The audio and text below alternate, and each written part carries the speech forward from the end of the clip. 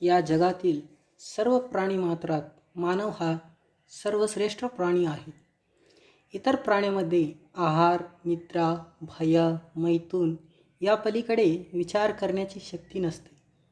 मानव प्राणी मात्र शतकानुशतके विचार करीत आला आहे. निसर्गाचे भव्य दिव्य स्वरूप पाहून कुणी कवी झाला, कुणी तत्त्वज्ञानी झाला, कुणी विज्ञानी झाला.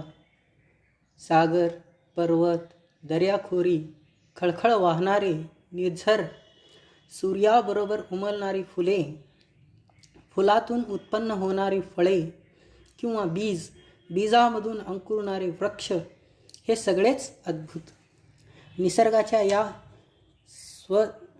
स्वरूपाबरोबरच भूकंप, महापूर, ज्वालामुखी, पर्वतांचा उद्रेक, अरण्यात पेटणारा वणवा, त्यामुळे होणारा सर्वनाश, हे सर्व असले रौद्रभूषण रूप पाहून तो आश्चर्यचकित झाला, भयभीत झाला. या सर्वांना नियंत्रण करणारी जगन्नियामक अशी एक अद्भुत शक्ती असावी असा तो विचार करू लागला आहे. अशा या विश्वाचे बाह्य रूप पाहून त्यांचे संशोधन करणारा त्याच्यातील शास्त्रज्ञ जागा झाला. मग त्याने अनेक शोध लावले. त्याने पंचमहाभूतांना आपल्या सेवेस जुंपले. कुण्या वैज्ञानिकाला मानवाच्या या अद्भुत शक्तींचेच कुतूहल वाटू लागले. मग मात्र तो मानवाच्या मनाचा शोध घेण्याचा प्रयत्न करू लागला. बाह्य जगत आणि अंतर्मन या दोन्हींना जाणण्याची इच्छा करणारा तो मी जो आहे त्या मीलाच जाणण्याचा तो प्रयत्न करू लागला. बाह्य जगाचा शोध घेणारा भौतिक संशोधक, अंतर्मनाचा शोध घेणारा मनोवैज्ञानिक आणि या दोन्ही क्षेत्रापलीकडच्या मीला जाणून घेण्याचा तो प्रयत्न करणारे आत्मसंशोधक म्हणजे ऋषी, शांत, शरण, अनुभवी, जगद्गुरू, सद्गुरू झाले. या अनुभवी सद्गुरूंच्या वाणीमध्ये परमात्म्याचे दर्शन घडविण्याचे सामर्थ्य असते. परमसत्याचे प्रतिबिंब जाणवते. ऋषीवाणीत निशब्द ब्रह्माचा शब्दरूपात आविष्कार घडतो. परमसत्य साक्षात्काराला या अनुभवी गुरूचा एक शब्द पुरे. निजज्ञानाचे, आत्मज्ञानाचे प्रतिबिंब त्याच्या वाणीत प्रकटते. सर्वांतर्यामी जो आत्मा, त्या आत्म्याला सर्वांनी जाणून घ्यावी. सृष्टीकर्त्या परमात्म्याची करुणा भाकावी, कृपा मिळवावी अशी सर्वांची प्रबळ आशा. पण त्या दयामय भगवंताला कुणी पाहिले आहे का? मग त्या परमात्म्याला पाहण्याचा मार्ग कोणता आहे हे विचार करायला पाहिजे. नेत्रादी ज्ञानेंद्रिये जड स्वरूपातील आहेत. त्या चैतन्यमय देवापाशी पोहोचण्याची क्षमता आपल्या चर्मचक्षूंमध्ये नाही. ज्ञानेंद्रियांची शक्ती सीमित आहे. जड अशा ज्ञानेंद्रियांमधून परमात्म्याचे दर्शन घडणे अशक्य आहे. सूक्ष्म असा मन, बुद्धी, चित्त याद्वारेही देवाला जाणता येत नाही. नाना प्रकारच्या प्रपंचिक विचारांची, भावनांची धूळ मन, बुद्धी व चित्त यावर साचून ते मलिन झालेले आहे. मलिन मन, बुद्धी व चित्त यामध्ये पावनमूर्ती कशी बरे प्रकटेल? आत्मसाक्षात्कारासाठी परमपवित्र देवाची कृपा लाभण्यासाठी साधकाला सद्गुरूची कृपा लाभली पाहिजे. गुरु आणि शिष्य यांच्यातील संबंध कशा प्रकारचे असावेत? फूल व सूर्य यांच्यात जो संबंध आहे तोच संबंध माझ्यात व माझ्या गुरूत आहे असे कवी टेनिसन म्हणतो. एकदा एका भक्ताने कळी उमलावी म्हणून ती सुवर्ण पात्रात ठेवली. त्याची श्रद्धापूर्वक पूजा करून त्याचे स्तोत्रगायन केले, जपतप यांचे आचरण केले, तरीही काही केल्या ती कळी उमलेना. तो भक्त दुःखी झाला. ती कळी त्यातून त्याला म्हणू लागली, हे भक्त महाशया, तू 1000 वर्षे जपतप करीत राहिलास तरी त्याचा काय उपयोग? दीनमणी भास्कराच्या दर्शनाविना मी उमलणार नाही, माझा सुगंध दरवळणार नाही. कळीचे हे बोलणे ऐकून त्या निरागस भक्तास ज्ञानोदय झाला. त्यांचे ज्ञानचक्षु उघडले. सूर्याच्या दर्शनाने जशी कळी उमलते तसेच साधकाच्या हृदयकमलाची भक्ती कळी ज्ञानभास्कराच्या पवित्र सानिध्याने उमलते. श्री गुरुकृपेने भक्तीचा मकरंद भरून घेऊन सुज्ञानाचा सुगंध पसरवीत स्वानुभावाचे सौंदर्य खुलते व मुक्तीचा अमरमार्ग मोकळा होतो. श्रेष्ठ कनिष्ठ, गरीब श्रीमंत, पापी पुण्यवान असा भेदभाव न बाळगता सर्व जगावर सारख्याच रीतीने सूर्य आपले प्रकाशकिरण पसरवितो. सारे जग उजळवितो. सुज्ञानी सूर्यरूपी गुरुसुद्धा आपल्या कृपाकिरणाने सर्व जीवांचा उद्धार करतो. क्षकिरण हे जडच. हे जड क्षकिरण आपल्या देहात प्रवेश करतात आणि आपल्या अस्थिचे स्पष्ट चित्रण करतात. या क्षकिरणांचा मानवामधील भेदभाव स्पर्श करत नाही.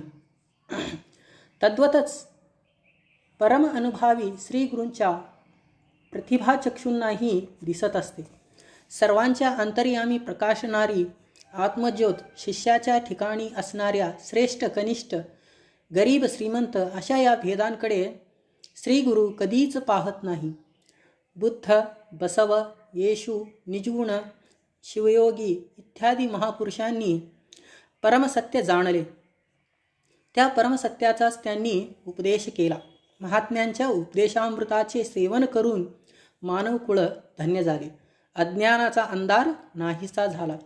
सत्याचा, ज्ञानाचा, परमात्म्य दर्शनाचा प्रकाश पसरू लागला. मानवकुळाला परमशांती लाभली. ज्या ज्या पुण्यपुरुषांच्या उपदेशाने आपण परमसत्याचा प्रकाश पाहतो, परमशांती, परमसुख अनुभवतो, ते सर्व आपले गुरुच. पण ती चांदीची आहे का सोन्याची आहे, स्वदेशी आहे का परदेशी आहे, याचा विचार करण्याची आवश्यकताच काय.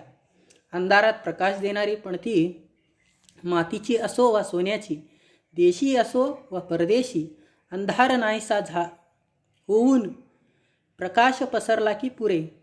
सर्वांना सत्याचा प्रकाश देणारी ज्ञानज्योती म्हणजेच सद्गुरू होय.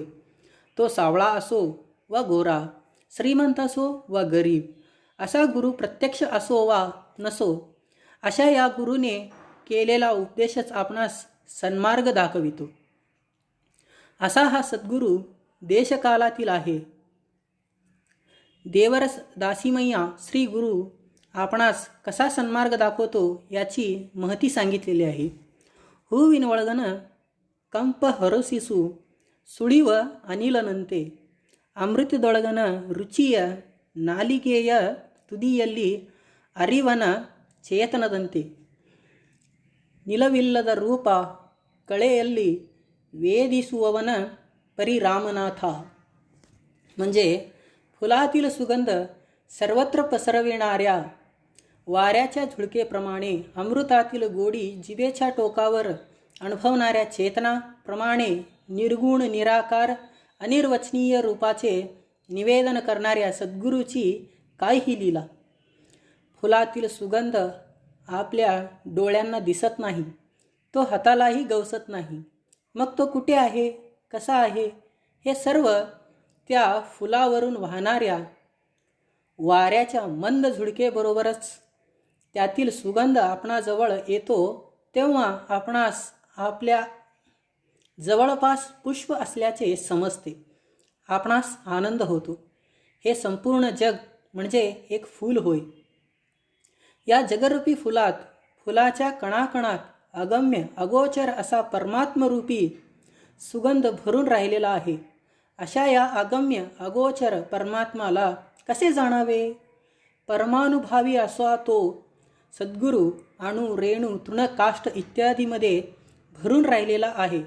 भगवंताला आपण आपल्या ज्ञाननेत्रांनी पाहतो. आपला अनुभव, आपला दिव्य ज्ञान तो वाऱ्याच्या झुळकेप्रमाणे सर्व संचार करून सगळ्या जगात पसरवितो. खडीसाखरेत गोडी असते, पण ती डोळ्यांना दिसत नाही, हातीही गवसत नाही.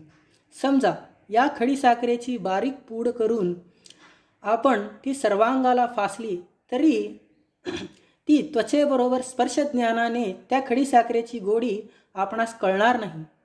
पण त्याच खडीसाखरेचा एक कण आपण आपल्या जिभेच्या टोकावर ठेवलो तर तो आपल्याला त्या खडीसाखरेची गोडी अनुभवास येते. आपण ती गोडी सुख घेतो. खरे पाहता हे जग म्हणजे भगवंताचे अधिष्ठान होय. परमसत्यरूपी अमृताचा महासागर आहे. पण या अमृताची गोडी चाखण्याचे सामर्थ्य आपल्यामध्ये नसल्यामुळे आपल्याला हे सर्व जग विपरीत वाटते. हे जग विषाने भरलेले आहे असे वाटते. श्री गुरु म्हणजे अनंत ज्ञानाची चैतन्य मूर्ती होय. निर्गुण निराकार अशा देवाला लांबी रुंदी नसते, उंचीही नसते. त्याला वर्ण रंगही नसतो, गात्र पात्रही नसतात. मग या चर्मचक्षूंनी याला कसे बरे पाहावे? करुणामूर्ती सद्गुरू या भौतिक अस्तित्व नसलेल्या निरंजनाला सत्क्रियेच्या रूपाने, शांती सावलीच्या रूपाने, ज्ञानाच्या प्रकाशाने आपल्यातील तन मन भावस्थळी घडवितो. श्रीमन निजगुण शिवयोगी महिमा सांगताना, श्री गुरूंची महिमा सांगताना म्हणतात, करुणरसद कोडी वरिव कटाक्षद परतत्वरूप वालापद वरपुण्यमय शरीರದ निराभारी सद्गुरुವೆನ್ನ विरली मानसದಲ್ಲಿ. करुणासागर सद्गुरू सर्वांना आत्मतत्वाचा उपयोग करणारा, कशाचाही व्यामोह न बाळगणारा, पापकर्माचा लवलेश स्वप्नातही मनातही न आणणारा परमपुण्यमय गात्र असा सद्गुरू नित्य माझ्या मनी राहो असे म्हणतात. सर्व जीवराशींचे कल्याण व्हावे अशी इच्छा बाळगणारा सद्गुरू म्हणजे करुणासागर होय. आपण स्वतःच्या आत्मज्ञानाचा अनुभव घेतला, त्या आत्मतत्वाचा उपदेश सर्वांना करावा हीच त्याची थोर आशा. या जड जगतात तृणमात्राचाही व्यामोह आपल्या अंतरंगी न बाळगणारा, निराभारी देशिकोत्तम, स्वप्नात सुद्धा पापकर्माचा लवलेशही नसलेला परमपुण्यमय मात्र असा हा सद्गुरू होय. या ज्ञानभास्कराच्या सानिध्यात साधकाचे संशयजाल फिटून जाते. सूर्योदय होताच दाट धुके जसजसे हळूहळू विरून जाते तसतसे सद्गुरूच्या दर्शनाने जन्मजन्मांतराची पापकर्मे विरून जातात. मानव परिशुद्धात्म होतो. श्री गुरूंची कृपा ज्यांना लाभली ते परमपावन पवित्रात्मे होते. स्वामी दयानंद सरस्वती परमज्ञानी होते, आर्य समाजाचे संस्थापक. त्यांचा एक प्रिय शिष्य होता. स्वामी दयानंद सरस्वतीवर या शिष्याची अत्यंत श्रद्धा होती. गुरुविषयी त्याची भक्ती, प्रेम, निष्ठा गाढ होती. एकदा तो कुठल्या तरी आमिषाला बळी पडला. कित्येक वर्षापासून आपल्या गुरुला अमृतमय प्रसाद जेवू घालणाऱ्या हातांनी त्याने एकदा गुरुला विष घातले. या गुरुला आपल्या शिष्याविषयी गाढ प्रेम होते. त्या शिष्याने दिलेले विषसुद्धा अमृत मानून गुरुने ते सेवन केले. थोड्याच वेळात गुरु मूर्छित झाले. सगळे शिष्य भयभीत झाले. ज्याने विषप्रयोग केला होता तो शिष्य सापडला. त्याला जाणून घेऊन त्यांनी खांबाला बांधून घातले. इकडे सर्वांनी आपल्या प्राणपणाला लावून गुरुवर उपचार केले. हळूहळू विषाचा परिणाम कमी होत गेला आणि गुरूंनी त्यांचे डोळे उघडले. सद्गुरूंनी आपली कृपादृष्टी आपल्या शिष्यसमूहावर फिरवली. ताटातूट झालेले माय आपल्या लेकरांना पाहावी तशी शिष्यसमूहाला अपार आनंद झाला. समोर खांबाला बांधून घातलेल्या शिष्याकडे गुरूंची दृष्टी वळली. त्या शिष्याची घाबरगुंडी उडालेली होती. तो थरथर कापत होता. दयानंद सरस्वतींनी आश्चर्यचकित होऊन विचारले, बाबांनो, याला का रे बांधून घातला आहात? त्यावर सर्वांनी सांगितले, सद्गुरुनाथा, हाच तो पापी यानेच आपल्यावर विषप्रयोग केलेला आहे. याला काय शिक्षा करावी हे आपणच सांगा. शिष्य समूह एका स्वराने ओरडला. याने मला विष पाजले म्हणून मी त्याला विष पाजू काय? मी या जगात आलो तो सर्व जनांना मुक्त करायला, त्यांना बंधनात टाकायला नव्हे, सोडून द्या त्याला, असे स्वामी दयानंद सरस्वती उद्गारले. याला म्हणावे गुरुकारुण्य, गुरुकृपा. या जगात अनेक जण सृष्टीकर्त्या परमेश्वराला वंदन करतात, काही जण त्याची निंदाही करतात. आम्ही त्याला वंदिले, निंदिले, पूजिले, तेजिले तरी तो सदा मौनच असतो. अशा शांत दयासागर देवाला सद्गुरू आपल्याला अंतरंगात धारण करतात. अनंत कोटी जीवात्म्यांना जन्म देऊन त्यांचे भरणपोषण करतो ती वसुंधरा, भूमाता. आम्ही केलेली कोटी कोटी अपराधसुद्धा ती आपल्या पोटात घालून आम्हावर कृपादृष्टी ठेवते, आमचे पालनपोषण करते. भूमाता जशी सहनशील, कनवाळू, तसेच सद्गुरूसुद्धा सर्वांना सुज्ञानामृत पाजून नित्य सर्वांचे रक्षण करीत असतात. या ज्ञानभास्कराच्या कारुण्याचे, कृपेचे किरण सेवन करून शिष्याचे हृदयकमल विकसित व्हावे, त्याच्या भक्तीचा सुगंध पसरावा. मग त्या क्षणीच मी कोण आहे याचे ज्ञान होईल त्याला. हरिओम तत्सत.